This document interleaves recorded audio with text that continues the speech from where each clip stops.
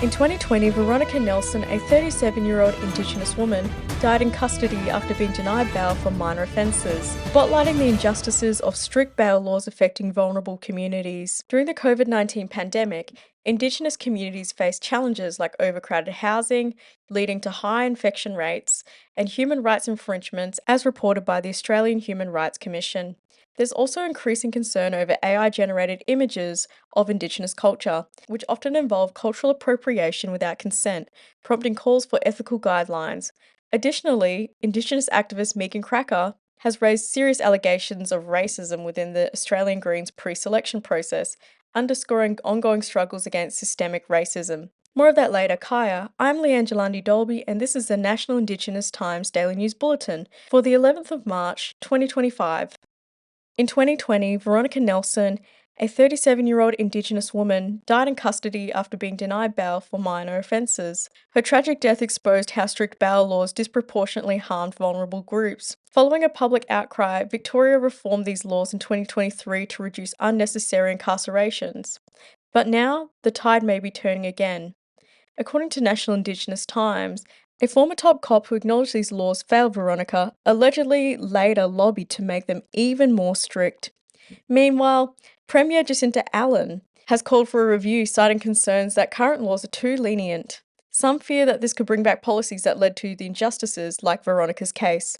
So where do we go from here?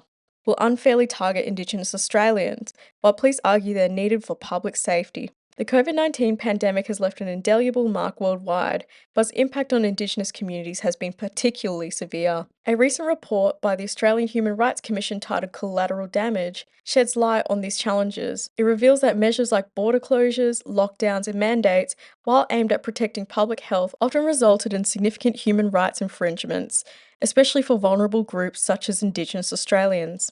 Indigenous Australians face unique challenges during the pandemic. Overcrowded housing, prevalent in Indigenous communities, made social distancing nearly impossible. Additionally, remote communities like Binjari in the Northern Territory experienced stringent lockdowns. Following the detection of the positive cases, the government imposed hard lockdowns with residents unable to leave their homes except for medical emergencies. The Australian Defence Force assisted in these efforts, highlighting the severity of the situation. Communication barriers further exacerbated the situation. Poor translations of health directives led to confusion, making it challenging for Indigenous communities to access vital information. This communication gap hindered effective responses to the pandemic. The pandemic also underscored existing health disparities. Indigenous Australians facing poorer health outcomes and lower life expectancy were more vulnerable to the severe effects of the virus. Efforts to protect these communities included restricted access to remote communities and tailored health guidelines, but challenges persisted. Despite these hardships, Indigenous communities have shown remarkable resilience.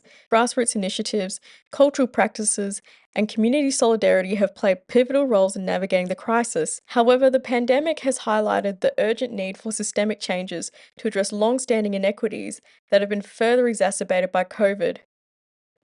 We delve into the pressing issue of the use of AI-generated images depicting Indigenous people in artworks and the ethical debates it has sparked. Adobe, a leader in creative software, is under scrutiny for hosting AI-generated images that portray Indigenous culture and art styles. Indigenous artists and human rights activists argue that these representations amount to cultural appropriation and misrepresentation. The core of the controversy lies in AI models being trained on existing Indigenous artworks without the consent of original creators, leading to inauthentic reproductions. Discussions on Adobe's community forums reveal concerns about AI-generated art misrepresenting authentic Indigenous creations. One user highlighted the problem of non-Indigenous individuals producing art that falsely appears authentic, exacerbating cultural appropriation. The debate extends Adobe. As AI image generators become more mainstream, integrated into platforms like Adobe Photoshop and YouTube, the potential for misuse grows.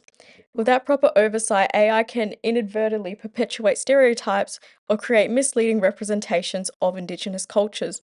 Indigenous communities are advocating for stricter guidelines and ethical standards to protect their cultural heritage, emphasizing the importance of consent and collaboration when incorporating Indigenous art into AI training datasets. This controversy raises critical questions about the balance between technological advancement and cultural sensitivity. As AI continues to evolve, ensuring that it respects and preserves the richness of Indigenous cultures becomes paramount.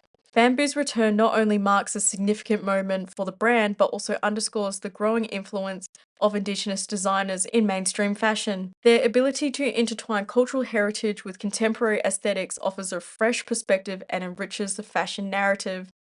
As Bamboo continues to push boundaries, their latest collection serves as a testament to the power of storytelling through fashion, honouring tradition while embracing innovation. That's today's Daily News Roundup from National Indigenous Times.